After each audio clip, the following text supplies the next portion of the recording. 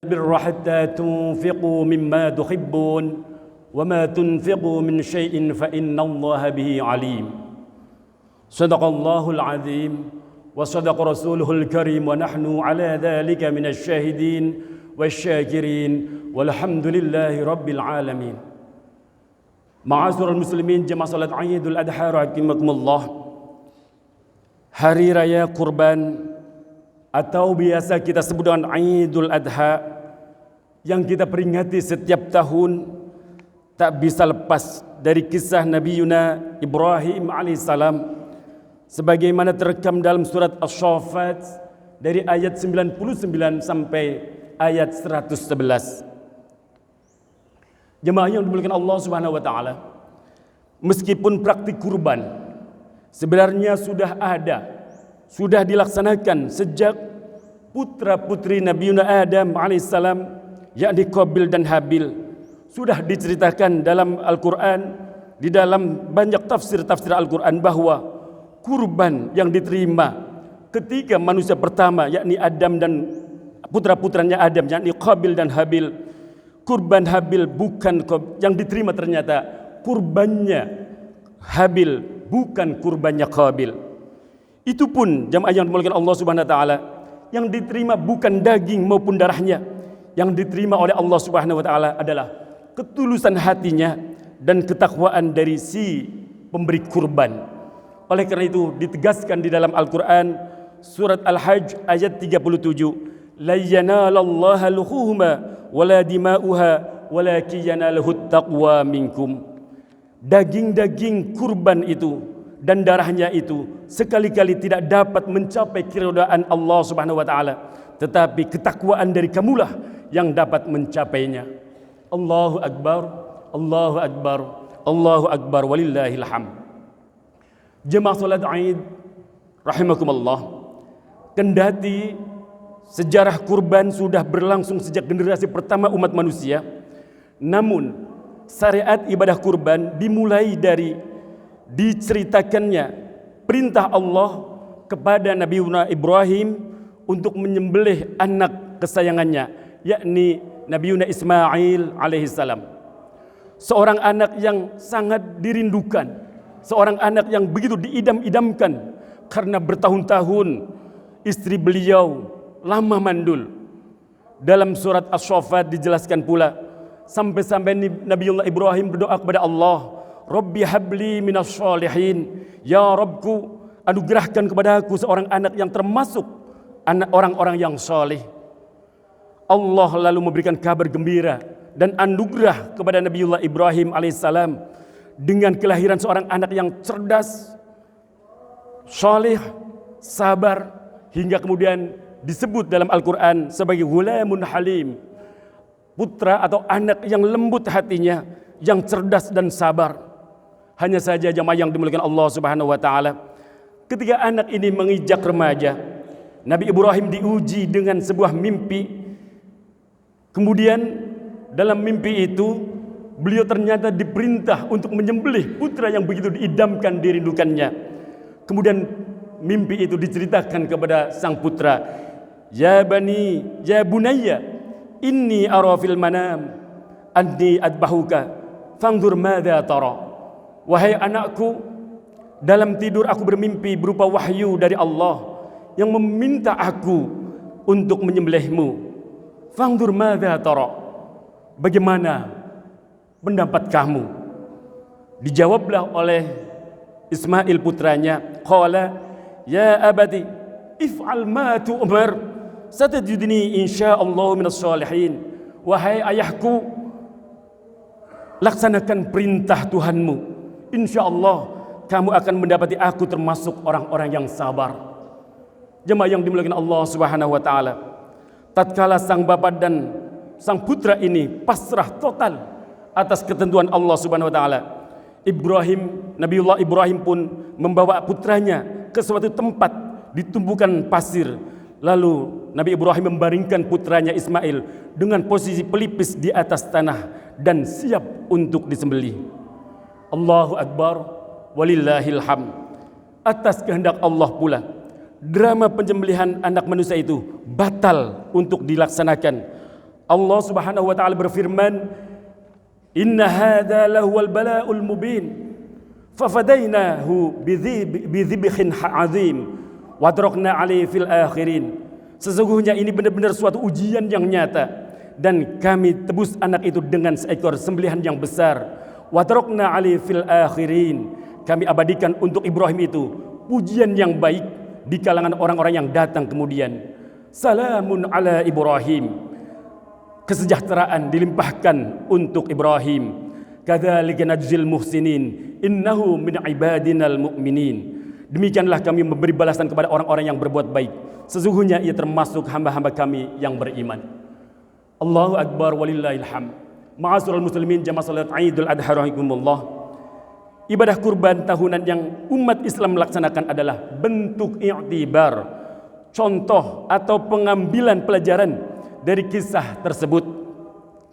Setidaknya jamaah yang dimuliakan Allah Subhanahu wa taala, ada 3 pesan yang bisa kita ambil, yang bisa kita petik, yang bisa kita tarik dari kisah tentang Nabiullah Ibrahim dan Nabi Ismail alaihi wassalam, serta ritual penyembelihan hewan kurban secara umum.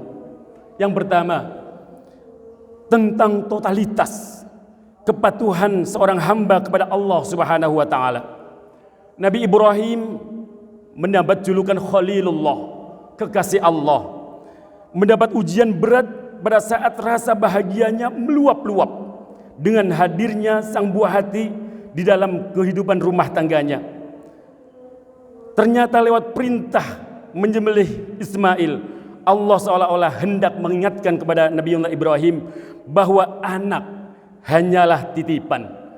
Anak, betapapun mahalnya kita menilai, tak boleh melengahkan, tak boleh melalaikan kita bahwa hanya Allah lah tujuan akhir dari rasa cinta dan ketaatan kita.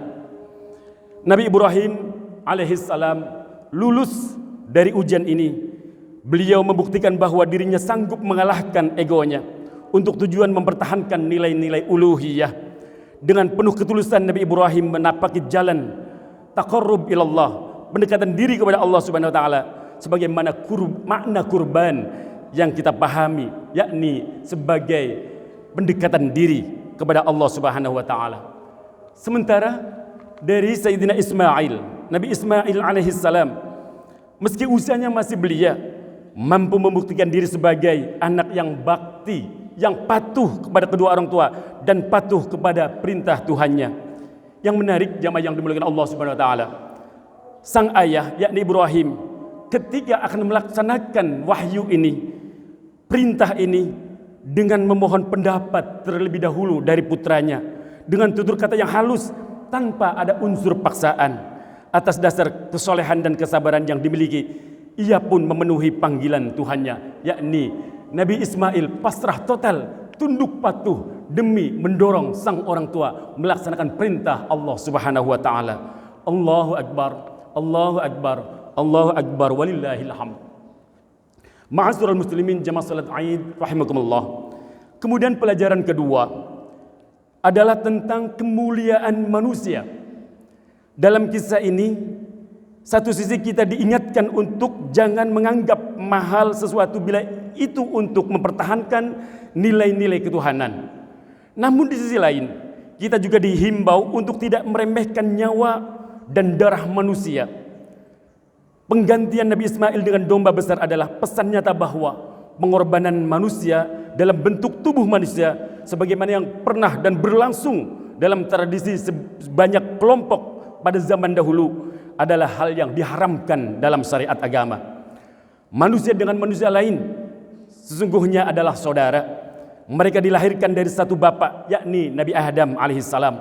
Seluruh manusia ibarat tubuh, satu tubuh yang diciptakan Allah dalam kemuliaan. Karena itu membunuh manusia, menyakiti satu manusia, ibarat membunuh manusia atau menyakiti manusia secara keseluruhannya. Oleh karena itu, larangan mengorbankan manusia sebetulnya penegasan kembali tentang luhurnya kemanusiaan di mata syariat Islam, dan karenanya mesti dijamin hak-haknya. Jamaah yang dimuliakan Allah Subhanahu wa taala, inilah pelajaran yang kedua. Kemudian pelajaran yang ketiga dari makna kurban yang setiap tahun kita peringati dan kita ikuti adalah kita bisa mengambil tentang hakikat pengorbanan, satu hikmah, satu pesan moral tentang hakikat pengorbanan. Jemaah yang dimuliakan Allah Subhanahu wa taala, sedekah daging hewan kurban itu hanyalah simbol. Sekali lagi, hanyalah simbol dari makna kurban yang sejatinya yang sangat luas, meliputi pengorbanan dalam wujud harta, benda, tenaga, pikiran, waktu, dan lain sebagainya. Jemaah yang dimuliakan Allah Subhanahu wa taala, oleh karena itu Imam Al-Ghazali radhiyallahu an menjelaskan manusia itu memiliki beberapa karakter. Di antaranya, salah satunya, manusia itu punya karakter al-bahamiyah. Apa itu al-bahamiyah? Sifat kebinatangan yang jinak. Jika dibiarkan dan tidak diusahakan untuk dihilangkan atau dikendalikan, maka sifat ini akan terus mencari kesenangan dengan mengumbar syahwat dan hawa nafsunya yang hanya mementingkan kenikmatan biologis, menjadi hedonis, cenderung menjadi materialistis dengan memosisikan seolah-olah harta dan kekuasaan sebagai prioritas utama dalam kehidupannya. Ini adalah sifat bahimiyah. Kemudian selain sifat al-bahimiyah ini yang jinak, manusia juga punya potensi sifat al-ghadabiyah. Apa itu al-ghadabiyah? Sifat binatang yang buas, yang jika dibiarkan terus-menerus akan mendorong manusia kepada perilaku brutal, ganas, suka bermusuhan dan berkonflik, meneror orang lain, sombong, angkuh, bahkan menjadi pembunuh jiwa dan karakter orang lain. Karena itu jamaah yang dimuliakan Allah Subhanahu wa taala, manusia sering disebut juga dengan istilah homo homini lupus, yang artinya manusia merupakan serigala bagi serigala yang lain. Serigala identik dengan sifat-sifat licik, mengambil kesempatan dalam kesempitan, menyerang lawan dengan ganas tanpa balas kasihan, menyingkirkan kompetitor dengan cara-cara yang jahat. Oleh karena itu banyak manusia yang berkarakter tidak berbeda, maaf, dengan serigala dalam kehidupan sehari-hari. Seperti manusia pemburu kekuasaan dengan segala cara, menghalalkan apapun untuk mendapatkan harta dan kekuasaan, sampai korupsi pun dilakukan yang nyata-nyata merugikan banyak orang. Dan anehnya mereka tetap nyaman bergembira di atas penderitaan orang lain dan seterusnya. Jemaah yang dimuliakan Allah Subhanahu wa taala, orang yang hanya mengikuti hawa nafsunya, sifat-sifat bahimiyah dan sifat ghadabiyah digambarkan adalah lahum qulubul la yafqahuna biha walahum a'yunul la yubsiruna biha walahum adanul la yasma'una biha. Mereka digambarkan dalam Al-Quran surat Al-A'raf ayat 179 adalah mereka yang punya telinga tapi tidak digunakan untuk mendengar. Mereka punya hati tapi tidak digunakan hatinya. Mereka punya mata tapi tidak digunakan matanya itu untuk melihat kekuasaan Allah Subhanahu wa taala. Jemaah yang dimuliakan Allah Subhanahu wa taala, binatang dengan manusia jelas sangat-sangat berbeda. Manusia diciptakan komplit dengan paket indera akal dan hati. Tidak sama halnya dengan binatang yang hanya dibekali dengan naluri.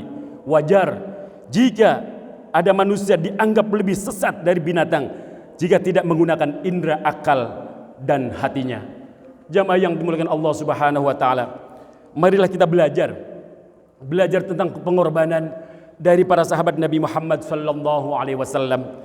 Digambarkan suatu saat Sayyidina Umar radhiyallahu an, beliau mendengar apa yang diserukan oleh Nabi kita Muhammad sallallahu alaihi wasallam, menukil ayat di dalam surat Ali Imran yang berbunyi lan tanalul birra hatta tunfiqu mimma tuhibbun wa ma tunfiqu min syai'in fa innallaha bihi alim. Ketika para sahabat mendengar bahwa dianjurkan untuk mengorbankan sebagian hartanya yang terbaik, maka kemudian Sayyidina Umar ingin melaksanakan apa yang diperintahkan oleh Allah lewat Rasulnya dengan memberikan sedekah yang terbaik.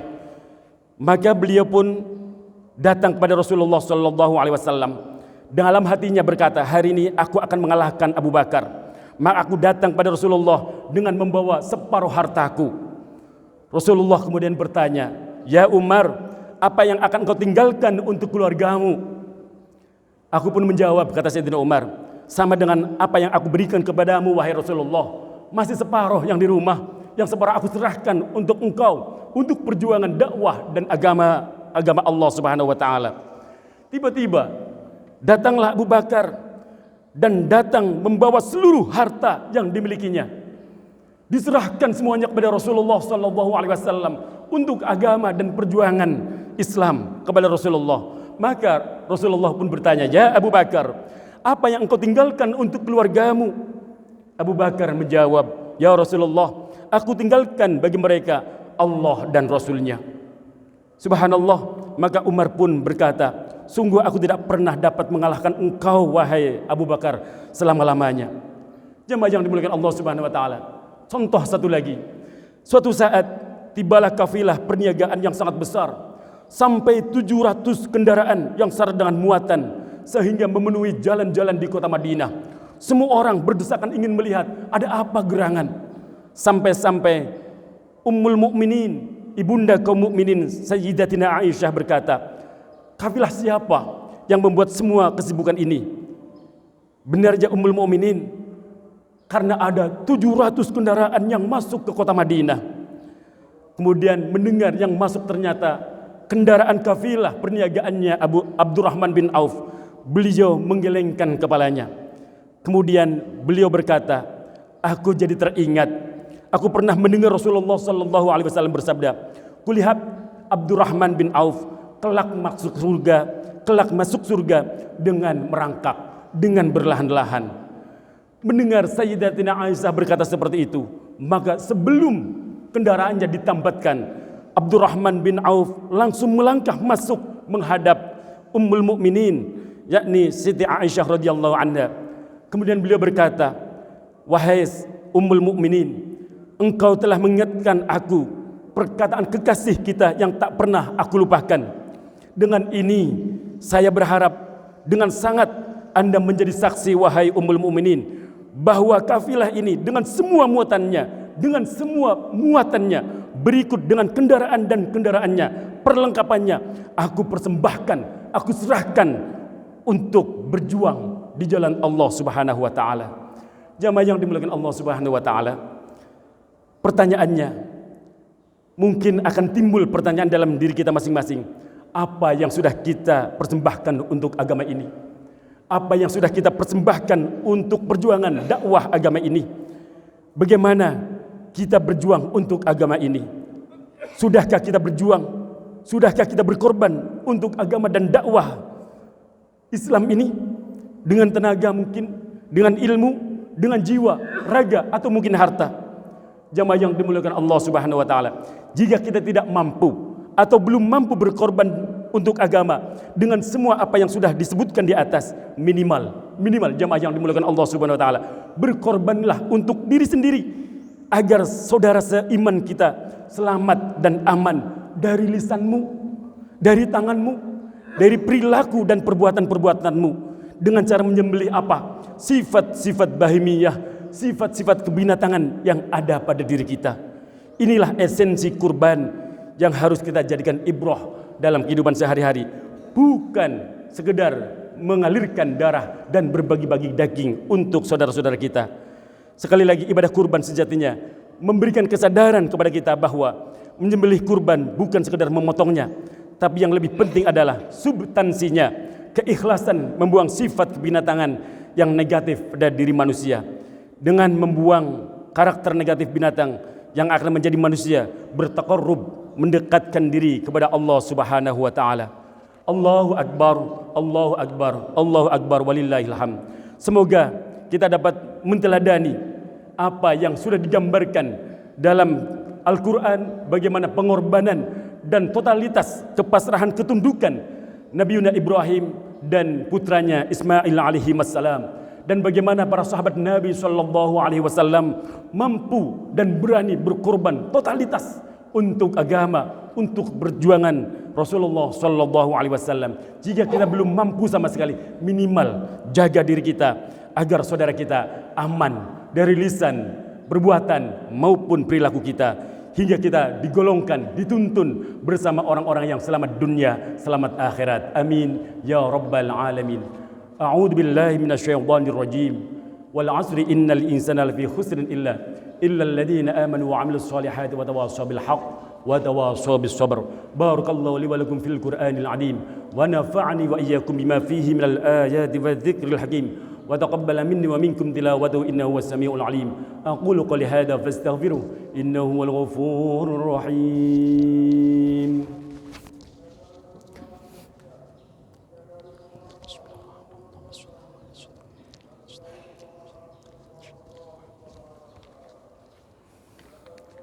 الله أكبر الله أكبر الله أكبر الله أكبر الله أكبر الله أكبر الله أكبر كبيرا والحمد لله كثيرا وسبحان الله بكرة وأصيلا لا إله إلا الله والله أكبر الله أكبر ولله الحمد. الحمد لله على إحسانه والشكر له على توفيقه وامتنانه.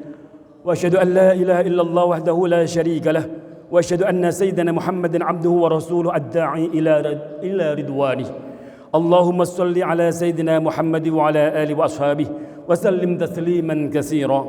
أما بعد فيا أيها الناس اتقوا الله فيما أمر وانتهوا عما نهى واعلموا أن الله أمركم بأمر بعد فيه بنفسه وسنى بملائكته بقدسه وقال تعالى إن الله وملائكته يصلون على النبي يا أيها الذين آمنوا صلوا عليه وسلموا تسليما. اللهم صل على سيدنا محمد وعلى آل سيدنا محمد وعلى أنبيائك ورسولك وملائكة المقربين وارضهم على أربعة خلفاء الراشدين ساداتنا أبي بكر وعمر وعثمان وعلي وعلى بقية الصحابة والتابعين وتابعي التابعين ومن تبعهم بإحسان إلى يوم الدين وارحمنا معهم برحمتك يا أرحم الراحمين. Ma'asyiral muslimin jamaah salat Idul Adha rahimakumullah.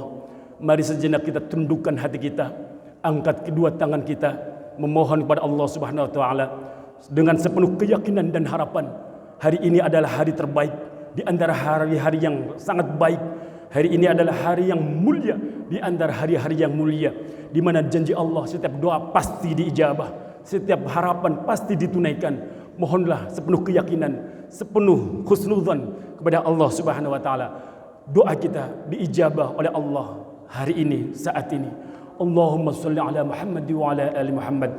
Alhamdulillahi rabbil alamin. Allahumma ighfir lil mu'minina wal mu'minat wal muslimina wal muslimat al ahya'i minhum wal amwat. Allahumma la tada' lana fi maqami hadza damban illa ghafartah. Ya Allah ya Rabbana, tidaklah yang berkumpul di tempat ini memiliki dosa ya Allah, kecuali Engkau ampuni dosa-dosa kami. Wala aiban illa syatartah. Ya Allah ya Rabbana, tidaklah di antara kami memiliki aib dan keburukan, kecuali Engkau tutupi aib keburukan kami ya Allah. Wala hamman illa farajtah. Ya Allah ya Rabbana, tidaklah di antara kami memiliki harapan, doa dan keinginan, kecuali Engkau berikan, Engkau wujudkan harapan, doa dan keinginan kami ya Allah. Wala maridan illa syafaitah. Ya Allah ya Rabbuna, tidaklah di antara kami lagi sakit, kecuali Engkau angkat penyakit kami ya Allah, yang ada pada diri kami, orang tua kami, suami, anak istri kami ya Allah. Angkat penyakit kami ya Allah, sehatkan kami ya Allah, sembuhkan kami ya Allah, agar kami bisa beribadah lebih baik lagi ya Allah. Wala dainan illa qadaitah. Ya Allah ya Rabbana, tidaklah di antara kami memiliki hutang ya Allah, kecuali berikan kemampuan untuk kami dapat membayarnya ya Allah. Anugerahkan kami rezeki yang baik, yang berkah, yang halal, yang melimpah untuk bekal ibadah kami ya Allah. Wala jahilan illa 'allamtah. Ya Allah, tidaklah di antara kami masih bodoh ya Allah, kecuali Engkau cerdaskan kami, Engkau cerdaskan anak keturunan kami ya Allah. Wala hajatan min hawaijid dunya wal akhirah hiya laka fiha ridha wa lana fiha shalah illa qadaitaha ya rabbal alamin. Ya Allah ya Rabbana, tidaklah di antara kami memiliki hajat dunia maupun akhirat, kecuali Engkau ridha ya Allah. Berikan kemaslahatan untuk kami, untuk di dunia kami, untuk agama kami dan akhirat kami ya Allah. Allahumma arzuqna wa balighna li ziyaratil haramain bi Makkahil Mukarramah wal Madinatil Munawwarah. Ya Allah ya Rabbana, Anugerahkan untuk kami rizki. Hantarkan kami ya Allah di saat kami masih kuat, masih sehat ya Allah, bisa menunaikan ibadah haji dan umrah, bisa berziarah, bersimpuh di raudhah Nabi Muhammad sallallahu alaihi wasallam. Ya Allah, Allahumma ja'al hajjan mabruran wa sa'yan mashkuran wa dhanban maghfuran wa amalan maqbulan wa tijaratan lan tabur. Ya alima ma fis sudur, akhrijna ya Allah minadh dhulumati lan nur. Ya Allah ya Rabbuna, jadikanlah saudara-saudara kami yang sedang menunaikan ibadah haji, haji yang mabrur, haji yang Engkau terima ya Allah, yang menghantarkan mereka dari kezaliman dirinya menuju nur ridhamu, yang menghantarkan kepada rahmatmu, ampunanmu dan surgamu.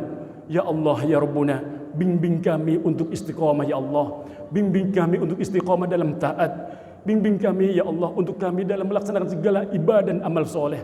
Berikan untuk kami kekuatan ya Allah untuk menghindarkan diri dari berbagai bentuk maksiat di hadapan-Mu ya Allah. Hasbunallah wa ni'mal wakil, hasbunallah wa ni'mal wakil, ni'mal maula wa ni'mal nasir. Cukup Engkau ya Allah menjadi pelindung kami, cukup Engkau ya Allah menjadi penolong kami.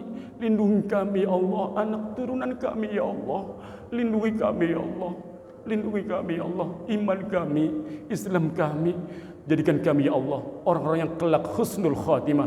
Allahumma khtim lana bil husnil khatimah. Allahumma khtim lana bis sa'adah. Allahumma khtim lana bi qawli la ilaha illallah Muhammadur Rasulullah. Jadikanlah kami ya Allah orang-orang yang kelak memperoleh husnul khatimah, yang mati dalam keadaan bahagia karena berpegang teguh dengan kalimat tauhid la ilaha illallah Muhammadur Rasulullah. Rabbana zalamna anfusana wa illam taghfir lana wa tarhamna lanakunanna minal khasirin. Allahumma azzal Islam wal muslimin. Muliakan saudara-saudara kami ya Allah, muliakan agama kami ya Allah dan saudara-saudara kami ya Allah. Wa adhil syirka wal musyrikin wansur ibadakal muwahhidiyah wansur man nasruddin wahdul man khadal muslimin ودمر أعداء الدين وأعلي كلماتك إلى يوم الدين. اللهم ادفع عنا البلاء والوباء والزلازل والمحن وسوء الفتن والمحن ما ظهر منها وما بطن عن بلدنا هذا خاصة ومن بلدان مسلمين عامة يا رب العالمين. اللهم انصر سلطاننا سلطان المسلمين وانصر وزراءه ووكلاءه وأشارك ليوم الدين واكتب السلامة علينا وعلى الحجاج والغزاة والمسافرين في برك وبحرك من أمة محمد عليهم أجمعين. ربنا آتنا في الدنيا حسنة وفي الآخرة حسنة وقنا عذاب النار. عباد الله، إن الله يأمركم بالعدل والإحسان وإيتاء ذي القربى وينهى عن الفحشاء والمنكر والبغي يعظكم لعلكم تذكرون. واذكروا الله العظيم يذكركم واشكروه على نعمه يزدكم ولذكر الله أكبر. السلام عليكم ورحمة الله وبركاته.